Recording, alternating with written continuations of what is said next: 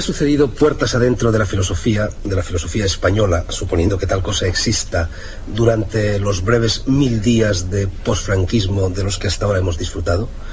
Para responder a esta cuestión, y sin perjuicio de que en el futuro se la planteemos también a otras personas por aquello de evitar tendenciosidades, tenemos hoy aquí a un hombre, a un filósofo de muchos saberes y valores. Se trata del profesor Gustavo Bueno, catedrático de filosofía en la Universidad de Oviedo, autor de obras tan enjundiosas como Los ensayos materialistas, El papel de la filosofía en el conjunto del saber y, últimamente, la metafísica presocrática, e incansable polemista en todo lo que al pensamiento y quien lo trujo se refiere. No vamos a hablar hoy de la obra de Gustavo Bueno, eso queda para un próximo y futuro encuentro, sino simplemente de lo que está pasando en el país y dentro del terreno filosófico desde la muerte de Franco. Profesor Bueno, ¿cree usted que la muerte del general y la nueva situación política han modificado ya las abscisas y coordenadas que delimitaban el quehacer filosófico durante los años del antiguo régimen?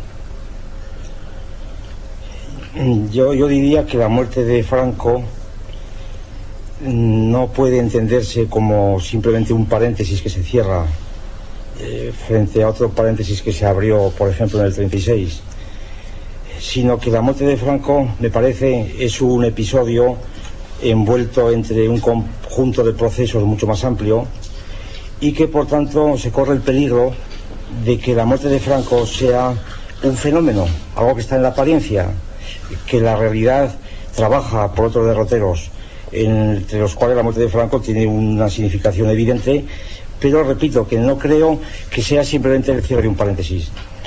Esto significa lo siguiente, que si fuera el cierre de un paréntesis, habría que considerar a todo el periodo del franquismo como un periodo en blanco, en donde la sustancia cultural española, suponiendo que esto tenga algún sentido o que queramos decir algo con ello, se hubiese o bien sofocado, o bien agostado, o bien emigrado, de forma que entonces el cierre del paréntesis significase la vuelta de los que estaban fuera, o bien el desprendimiento de las aguas represadas.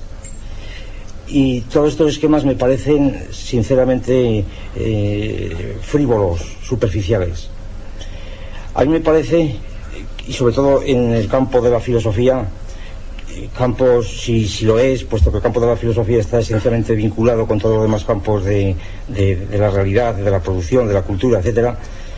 A mí me parece entonces que la muerte de Franco es un acontecimiento que efectivamente tiene una significación, pero que todavía no podemos medirla, que tendría que pasar más tiempo para poderla medir, y que concretamente los grandes acontecimientos realmente nuevos, me parece, que en el orden cultural se pueden determinar como característicos de los 2 años del posfranquismo, van por terrenos que han de influir ulteriormente, sin duda, en el proceso de la cultura española, pero que, repito, todavía no creo que estén determinados. Me refiero, por ejemplo, a novedades, quizá, por lo menos en cuanto a su expresión, como puedan ser pues movimientos feministas, movimientos homosexuales, ecologismo, ¿verdad? Libertad de religiones. Todas estas circunstancias van configurando una situación nueva, evidentemente. Pero también es cierto, creo, que lo que en filosofía y en otros campos de la cultura hoy día se produce, de algún modo estaba ya incubado en el interior, está ahora extendiéndose, propagándose. Y para terminar, yo creo que, para utilizar otra metáfora, sería más bien una corriente que estaba represada, donde Franco y el franquismo y la derecha generalmente era un espantajo que teñía las aguas de un determinado color, pero que ese espantajo se estaba disolviendo realmente por la propia fuerza interna de la corriente, que ahora está a la luz, y ahora es la verdad de lo que era el franquismo y de lo que hemos sido en España en el franquismo. Y esta verdad a veces pues es bastante dura. ¿A su juicio en qué terreno se dejó sentir de forma más negativa el peso de la censura, de las consignas oficiales, de la represión cultural, en una palabra? Bien. ¿En el terreno de la documentación, en el terreno de la creación o en el terreno del pensamiento? Bien. Me parece que en el caso de la filosofía la situación es muy característica, muy característica con respecto a otros campos. Quizá tendría que ver con lo que ocurre, pongamos por caso, en el terreno de la física o de las matemáticas. un libro de álgebra superior es un libro clandestino, aunque se deje en mitad de la calle, porque la gente no lo entiende. Y un libro de filosofía ocurre exactamente igual. Nosotros podemos decir, por nuestra experiencia en Oviedo y por otros informes que tenemos de otras facultades y de otros lugares del Centro de Cultura, que prácticamente estábamos informados en la época del franquismo, entraba aquí todo directa o indirectamente, y la diferencia con ahora en cuanto a documentación, usted me pregunta, se puede expresar gráficamente así.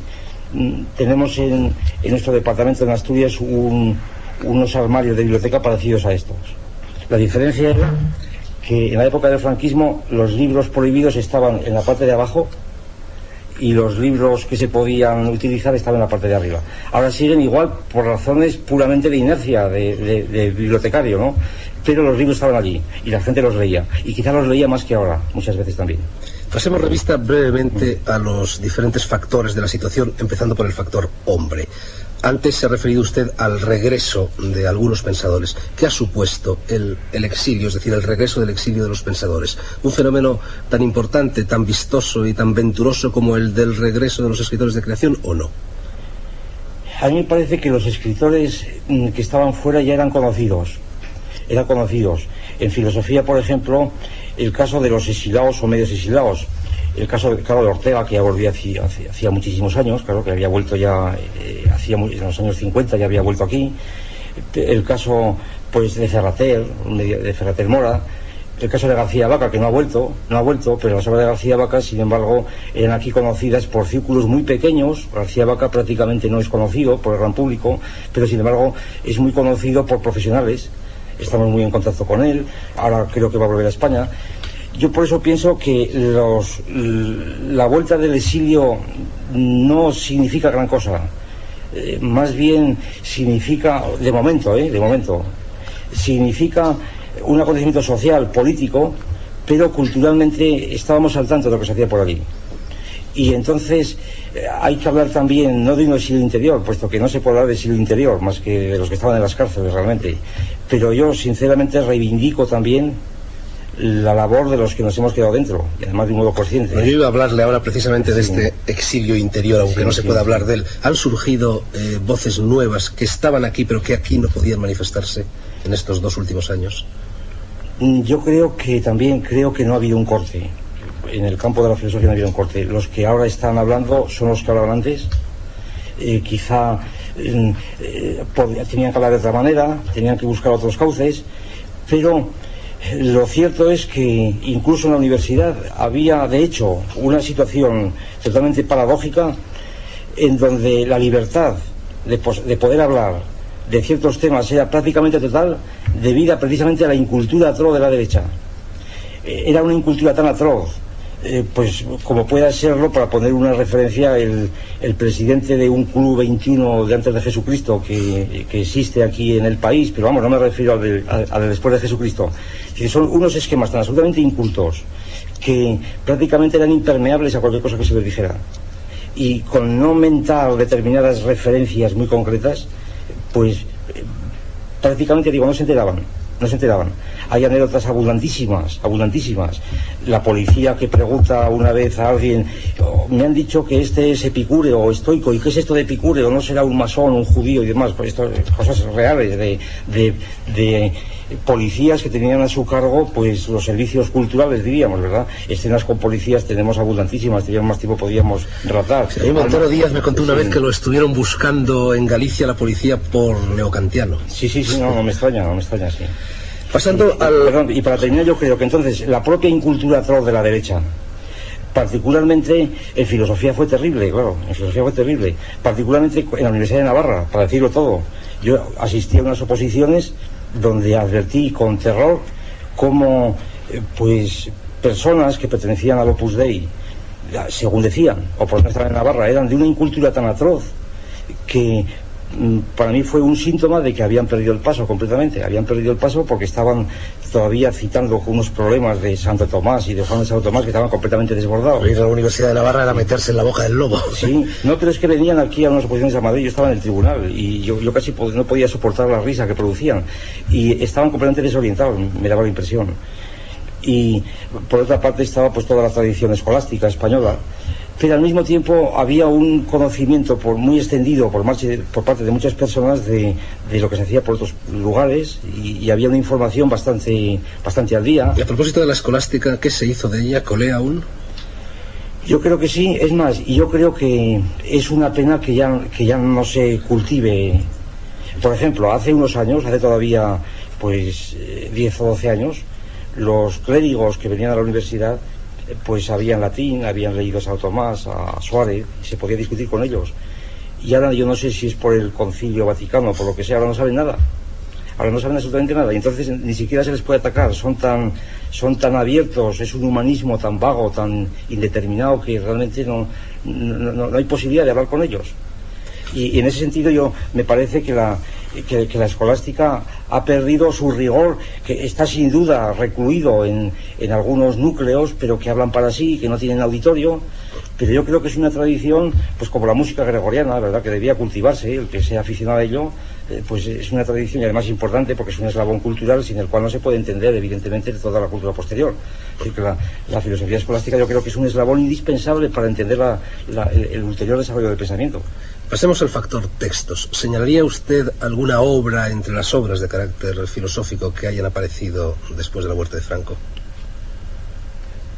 Obras filosóficas sí han aparecido muchas, pero quizá lo más interesante fuera la aparición de revistas a partir de los años 75 y 76, pues me refiero tipo Materiales, Teoría y Praxis, pues qué sé yo, El Viejo Topo, revistas de esta índole que tienen una gran densidad y una gran saturación de filosofemas. Están enfocadas por profesores de filosofía o por filósofos. Esto influye mucho, cualquiera que sea el punto de vista que se mantenga, ¿no? Y este sí yo creo que es el hecho más importante. Al mismo tiempo, colecciones de libros o colecciones antiguas que van publicando libros de filosofía, generalmente traducciones, también es verdad, porque yo creo que se podría decir, en filosofía por lo menos, y en otros campos quizá también, se podría decir que en España pensar es traducir. Aquí es un colonialismo total. O bien traducimos del francés, sobre todo en Cataluña, es una subcultura francesa. A veces oyendo hablar parecen los preciosos ridículos, ¿verdad?, porque saben a Lacan o a Lévi-Strauss mucho mejor que los propios autores. O bien las traducciones anglosajonas.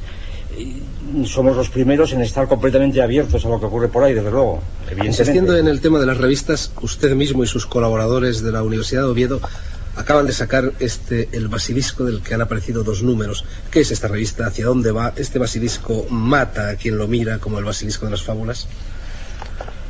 El Basilisco es un proyecto antiguo que hemos podido realizarlo o comenzar a realizarlo ahora, y que precisamente quiere llamar las cosas por su nombre.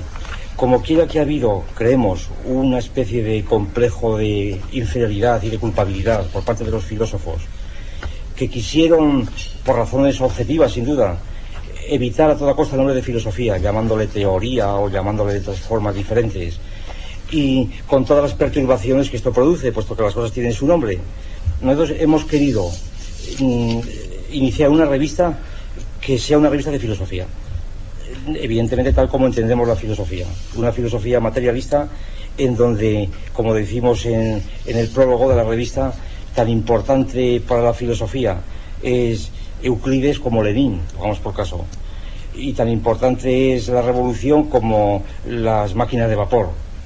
Por consiguiente, los campos son universales, la unidad es el punto de vista, y pretendemos precisamente esto, hacer una revista materialista, en el sentido que damos a esta expresión, pero que sea de filosofía, llamar las cosas por su nombre, en gran medida como un ensayo, como un test para medir la situación del país. Situación dificilísima, por lo menos para nosotros, de diagnosticar, aunque la estamos sondeando constantemente por todos los lados, pero es muy difícil después organizar los datos y hacer un juicio más o menos certero. Pero nos parece, en todo caso, que una sociedad y una cultura en donde la filosofía de la tradición helénica, que es el concepto de filosofía que nosotros mantenemos, de la filosofía geométrica, por decirlo así, entre comillas, geométrica, si una cultura de nuestra tradición no tiene un aparato filosófico adecuado, pues esto es debido a la sociedad en que se vive, a la cultura en que se vive, y sencillamente mide el nivel cultural en que se está. Sencillamente no es cuestión de deseo o no, sino simplemente mide el nivel. Y entonces creemos que la situación de España actualmente, uno de los sismógrafos mejores, creemos, para determinar esta situación, es precisamente ver una revista de esta índole, la acogida que pueda tener, la crítica y las posibilidades que pueda tener, en una palabra. No porque sea nuestra, sino porque representa... Vamos al factor escuelas, al factor tendencias. ¿Se sigue manteniendo hoy la anterior y quizá excesiva bipolaridad entre lo que algunos han llamado analíticos y dialécticos? Sí, es una clasificación útil que se utiliza en los congresos de filósofos jóvenes en muchos lugares y que más o menos discrimina, a grosso modo, pues dos grandes tendencias, pero estas dicotomías, como seguramente estaremos de acuerdo, no es que yo las rechace, sino es que son abstractas, porque no es porque hay una dicotomía, sino porque hay varias, es decir, que se cruzan varias dicotomías, y de la intersección de esa multiplicidad de dicotomías seguramente resultan situaciones mucho más difíciles de precisar y determinar. Por tanto, a mí me parece que esta discriminación es abstracta, es verdadera pero abstracta, tiene que ser enriquecida y determinada y desarrollada inmediatamente. Quiero decir, los analíticos, que más o menos pues tienen que ver con todos los que siguen la tradición de la filosofía analítica anglosajona principalmente, los dialécticos, entre los que suelen clasificarme a mí, a nuestro grupo, y yo gustosamente, evidentemente, me incluyo en esa clasificación, pero no consideramos a los analíticos como algo ajeno. Es decir, el análisis, esto ya lo decía Hegel, es un momento del método dialéctico. Los consideramos, quizá no sea recíproca la situación, quizá a los analíticos les parezcamos excesivamente metafísicos, pero lo cierto es que el interés que nosotros tenemos por los analíticos es total, porque los consideramos parte de nuestro método. Los dialécticos, hay tantas diferencias entre ellos, tantas diferencias, que quizá entre dos dialécticos hay más diferencias que entre un dialéctico y un analítico. Por eso sería necesario precisar mucho más, y yo creo que este es el momento en donde precisamente la muerte de Franco puede servir precisamente para eliminar esta superficial identidad que muchos teníamos en contra de la dictadura, y ver cuál es la verdad realmente, ver que estas analogías eran muchas veces superficiales y que en el fondo había profundas diferencias, mucho más profundas de lo que ahora estamos pensando. En principio parece que el posfranquismo debiera incidir sobre todo en aquellos aspectos de la actividad filosófica que tienen una repercusión política más directa. Por ejemplo, el marxismo. ¿Qué está sucediendo en lo referente al marxismo, y si la paradoja vale en lo referente a la crítica marxista ortodoxa y heterodoxa del propio marxismo? El marxismo, evidentemente, ha sido, creo yo, en los años del franquismo, ha sido la gran alternativa a la escolástica. Al margen y prescindiendo de la filosofía analítica, que era muy minoritaria, o ligada muchas veces a los intereses por la lógica formal y por las ciencias formales, que enlazaban con la otra cultura, para seguir la terminología de Snow, ¿no?, con la cultura, diríamos, tecnológica y científica. Pero el marxismo era la gran ideología, tal como se utilizaba, era una ideología, la gran ideología de grandes grupos, no solamente proletarios, sino también universitarios, que encontraban en el marxismo pues toda una concepción del mundo. Me parece, la impresión que tengo, tal vez mi experiencia al menos, que el marxismo que se iba asimilando en el país era un marxismo de unas tendencias muy determinadas, generalmente del Diamat, a través de traducciones americanas o suramericanas, que ha producido, me da la impresión, sobre todo en el contexto de la llamada lógica dialéctica, podríamos hablar mucho en ese sentido, que ha producido, me da la impresión, una especie de dogmatismo y de una escolástica tal que quienes poseen esta escolástica se confunden con los antiguos escolásticos, los escolásticos tomistas, no tienen sentido crítico, creen estar en la última palabra de la crítica, sobre todo en España, en una dirección sociologista. Es decir, por eso quizá el estructuralismo francés aquí no ha entrado. Yo escribí un libro contra el estructuralismo, por así decirlo, y contra el etnologismo, que realmente era prematuro porque no había aquí enemigos. Realmente éramos unas discusiones de gabinete que teníamos allí en Oviedo, pero el público no sabía que iba esto. Y quizá ha pasado otro tanto con el problema de que hablamos, que aquí ha sido el sociologismo. el planteamiento en términos o psicologistas o sociologistas, todo es reflejo de una clase social, de una superestructura, reflejo de una mentalidad de clase. Se llegan a decir cosas como que si no hubiera sido por la batalla de Almansa o por la batalla de Villalar, ¿verdad?, determinada clase hubiera ido, España hubiera sido de una manera y otra. Es decir, son ideas completamente metafísicas, porque las sustancias escolásticas son sustituidas seguramente por unas clases que al parecer son eternas y que se agregan de vez en cuando ideologías a la contra de lo que un poder también eterno le somete. Un poco la teoría sustancialista de los nuevos filósofos, realmente, ¿no? Bueno, pasando a otro gajo de la naranja, parece ser que entre Nietzsche y Agustín García Calvo, mutatis mutandis, han provocado una resurrección del pensamiento irracional con ribetes más o menos libertarios. ¿Qué opina usted a este respecto? Nietzsche es un hombre que a nosotros, digo a mí, a los que estamos en nuestra edad, nos produce una reacción muy compleja, porque nosotros aprendimos Nietzsche en el contexto con el fascismo. Es decir, el Nietzsche nuestro es el Nietzsche fascista, es el Nietzsche de Hilder, que le regalaba las obras completas a Mussolini, y el Nietzsche antijudío, el Nietzsche antisocialista, antidemócrata, el Nietzsche ario, etcétera, etcétera.